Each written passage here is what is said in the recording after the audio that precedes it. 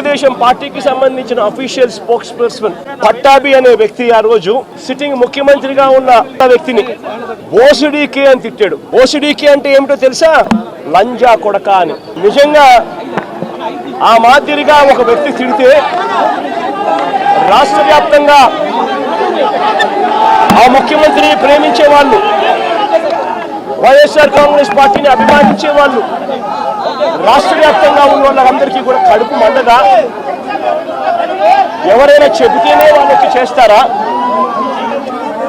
కడుపు మండిన వాళ్ళు ఈ అన్యాయాన్ని చూడాలనుకునే వాళ్ళు, చూడకూడదు అని అనుకునే వాళ్ళు కొంతమంది తెలుగుదేశం పార్టీ ఆఫీస్ దగ్గరికి వెళ్ళి అటువంటి వాళ్ళు తప్పు చేసిందే కాక ధర్నా చేయడానికి వచ్చిన వాళ్ళ మీద దాడి చేయడానికి కూడా ప్రయత్నం చేశారు. ఆ దాడి జరిగిన పరిస్థితుల్లో, ఆ తోపులాటలో, ఆ తొక్కిసలాటలో తెలుగుదేశం పార్టీ ఆఫీసు మీద కొద్దో గొప్ప రాళ్ళు పడిండొచ్చు. నేను అడుగుతా ఉన్నా, ఆ జరిగిన ఘటనను ముఖ్యమంత్రిగా నన్ను అన్నా కూడా నేను చంద్రబాబు నాయుడు గారి మీద కక్ష సాధింపు చర్యతో వ్యవహరించాల. రాళ్ళు పడినాయి అని చెప్పి ఎప్పుడైతే తెలిసిందో వెంటనే అటువంటి ఆ ఘటనకు పోయిన వాళ్ళందరినీ కూడా ఎవరెవరు పోయారు అని చెప్పి ఆధారాలు చూసి, అక్కడున్న సీసీ కెమెరాలో, అక్కడున్న ఒక్కొక్క సెల్ ఫోన్ లొకేషన్స్, ఇవన్నీ ఆధారాల మేరకు చూసుకొని ఎవరెవరైతే పోయారో వాళ్ళందరినీ కూడా 41A ఇచ్చి వాళ్ళందరినీ కూడా అరెస్ట్ చూపించి కోర్టులో ప్రొడ్యూస్ చేయడం కూడా జరిగింది. ఎందుకంటే 7 ఏళ్ల లోపు ఉన్న కేసు ఇది. శిక్షా కాల పరిమితి 7 ఏళ్ల లోపు ఉన్న శిక్షా కాలం పరిమితి ఉన్న కేసు ఇది. కాబట్టి దీంట్లో అరెస్ట్ చేయడం అన్నది it does not serve the purpose. కాబట్టి 41A ఇచ్చి కోర్టుకు హాజరుపరచడం కూడా జరిగింది. మన ఇంత నిబద్ధతతో ఆ రోజు మేము అడుగులు వేశాం. ఇంత నిబద్ధతతో ఆ రోజు నిబద్ధతతో అడుగులు వేసి వాళ్ళందరినీ కూడా హాజరుపరిచి 41A కింద వాళ్ళందరికీ కూడా నోటీసులు ఇచ్చి వాళ్ళందరినీ కూడా కోర్టు ప్రొడ్యూస్ చేశారు. కానీ లేకపోతే వీళ్ళు అరెస్ట్ చేసిన డిప్యూటీ మేయర్ హస్బెండ్ కానీ వీళ్ళల్లో ఏ ఒక్కరైనా కూడా ఆ రోజు కనీసం లొకేషన్లో ఉన్నారా? వీళ్ళ సెల్ ఫోన్లు ఎక్కడున్నాయో ట్యాగ్ చేస్తే తెలియదా? తెలుగుదేశం పార్టీ ఆఫీసులో సీసీ కెమెరాలు ఉండవా? ఆ సీసీ కెమెరాల ఫుటేజ్ చూస్తే తెలియదా? మరి అలాంటప్పుడు వీళ్ళెవరూ లేనప్పుడు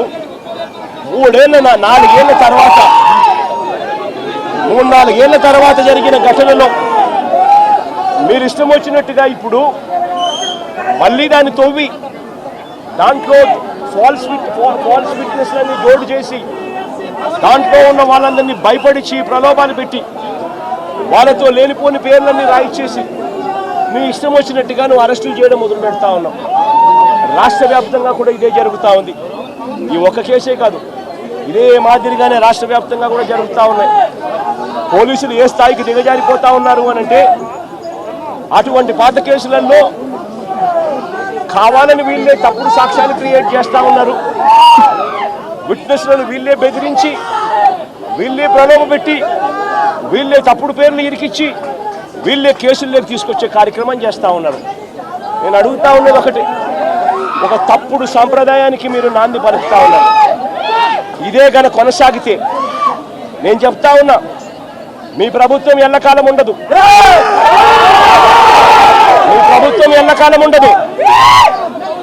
ఒక తప్పుడు సాంప్రదాయానికి మీరు బీజం వేస్తూ ఉన్నారు. ఇదే తప్పుడు సాంప్రదాయం ఒక సునామీ అవుతుంది. రేపొద్దున మీ నాయకులందరికీ కూడా ఇదే గతి పడుతుంది. ఇదే జైల్లోనే మీరంతా కూడా ఉంటారు. చెప్తా ఉన్నా, ఒక తప్పుడు సాంప్రదాయానికి మీరు నాంది పలుకుతా ఉన్నారు. ఒక తప్పుడు పద్ధతికి మీరు నాంది పలుకుతా ఉన్నారు. మార్పు తెచ్చుకోకపోతే మాత్రం రెడ్ బుక్లు మీరు ఒక్కరే పెట్టుకుంటారని చెప్పి మీరు అనుకుంటున్నారేమో. రెడ్ బుక్ పెట్టుకోవడం అన్నది చాలా సులభమైన పని. నేను మీ విలేకరు కృష్ణకి చెప్పి కృష్ణ నువ్వు ఒక రెడ్ బుక్ మెయింటైన్ చేయంటే కృష్ణ కూడా మెయింటైన్ చేస్తాడు ఒక రెడ్ బుక్. నీ పేరేం పేరన్నా? రవికి చెప్పి రవి నువ్వు ఒక రెడ్ బుక్ మెయింటైన్ చేయ రవి అని అంటే రవి కూడా మెయింటైన్ చేస్తాడు. అదే కదా ఘనకార్యం కాదు, గొప్ప పని కాదు. ఆ తర్వాత రెడ్ బుక్ లో పెట్టిన పేర్లన్నీ తీసుకొని వాళ్ళని ఇరికించడము, వాళ్ళ ఇళ్లను ధ్వంసం చేయడము, వాళ్ళ ఆస్తులు ధ్వంసం చేయడము, వాళ్ళ మీద దొంగ కేసులు పెట్టడము, ఇదే ఒక పరిపాలన కింద రాజ్యాధికారం చేయడం మొదలు పెడితే మాత్రం రాజ్యాధికారం ఎలా ఉంటుంది అని అంటే ఇప్పుడు చంద్రబాబు నాయుడు గారి పాలన ఎలా ఉందో అలా ఉంటుంది. చంద్రబాబు నాయుడు గారి ప్రభుత్వం వచ్చి 3-4 నెలలు కూడా కాయిపోలా.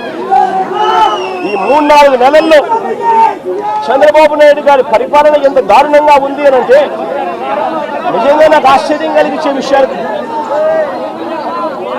ఆశ్చర్యం కలిగించే విషయాలు కనిపిస్తాయి.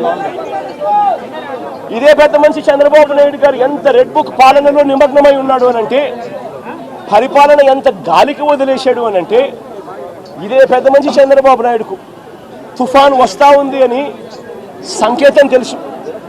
బుధవారం నాడే తుఫాను, శుక్రవారం సాయంత్రం నుంచి తుఫాను రాబోతా ఉంది, భారీ స్థాయిలో వర్షాలు పడతాయి, అతి భారీ వర్షాలు కురుస్తాయి శుక్రవారం సాయంత్రం నుంచి అని తనకు అలర్ట్ వచ్చింది బుధవారం నాడే. చంద్రబాబు నాయుడు దగ్గర బుధవారము, గురువారము, శుక్రవారం మధ్యాహ్నం దాకా టైం ఉండేది.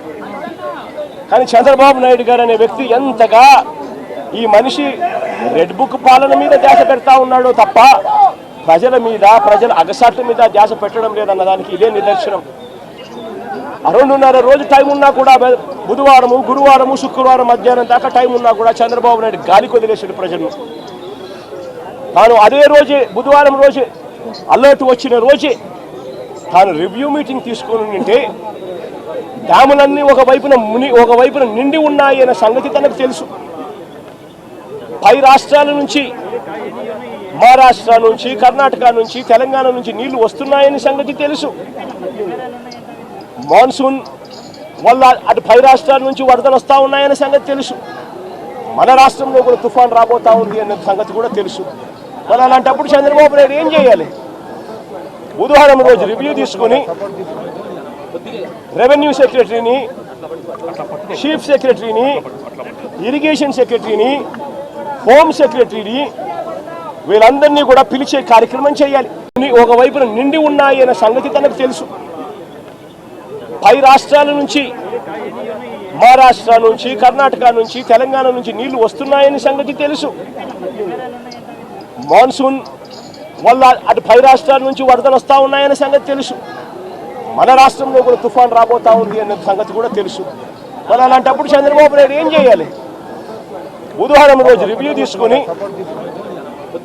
రెవెన్యూ సెక్రటరీని, చీఫ్ సెక్రటరీని, ఇరిగేషన్ సెక్రటరీని, హోమ్ సెక్రటరీని వీళ్ళందరినీ కూడా పిలిచే కార్యక్రమం చేయాలి.